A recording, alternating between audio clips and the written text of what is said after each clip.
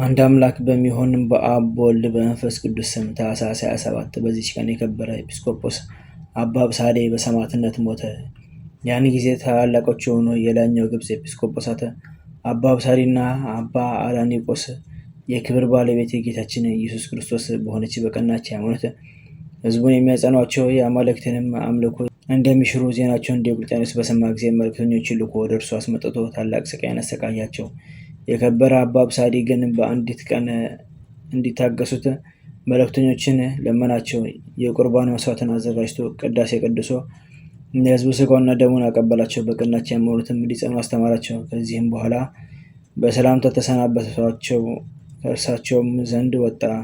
ሰውነቱንም በእግዚአብሔር ላይ ጥሎ ከመልእክተኞች ጋር ሄደ። ወደ እንዴናው ገዢ ወደ አርያኖስ ወሰዱት። መኮንኑም የአባ አብሳዴን ገጽ ባየ ጊዜ ከአርያውና ከግርማው የተነሳ አደነቀ፣ ራራለትም፣ እንዲህም አለው፦ አንተ የከበርክና የምታስፈራ ሰው ለነፍስህ እዘን፣ የንጉሥንም ቃል ስማ።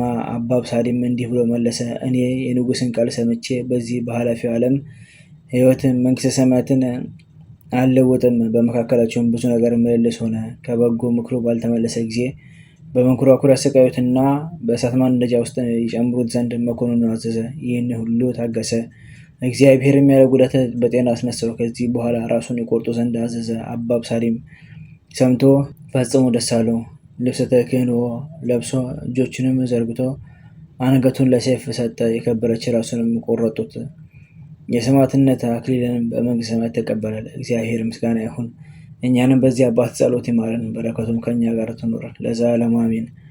በዚችም ዕለት የአባ በጉና የአባ ፊልጶስ የሰማዕታት ፍጻሜ የሆነ የሎላዊ መታሰቢያቸው ነው። የመድኃኒታችንም የስቅለቱ መታሰቢያ ነው።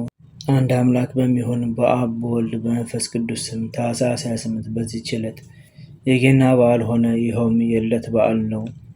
ዘአቅረብኩ ማሕሌተ ዘኪርየ አእላፈ እምነተጸምዱከ ዘልፈ ለለአነብብ ተወከፍ ዘኔቴ መጽሐፈ እንተ ረሴከ እግዚኦ ጸሪቀ መበለት ወኩፈ እምእላቡ ላን ዘተርፈ ነቢያት ቅዱሳን ሐዋርያት ሰባክያን ሰማዕታት ወጻድቃን ደናግል አዲ ወመነኮሳት ኢራን ባርኮ በዛቲ መካን እስከ ረገሌ ቆኖስ ሕፃን ለተጻፈ በክርታስ ወለተጻፈውን ዘደርስ ወለዛንቦ ስተረጎመ ሐዲስ ወለሰማ ቃሎ በዝናፈስ ጸሎተሙ ማርያም አራቂተ ኩሉ አምባ ሰውሬ ማረነ ኢየሱስ ክርስቶስ በቅዱሳኑ ተጠብቀን በረከታቸው ከኛ ጋር ትኖር።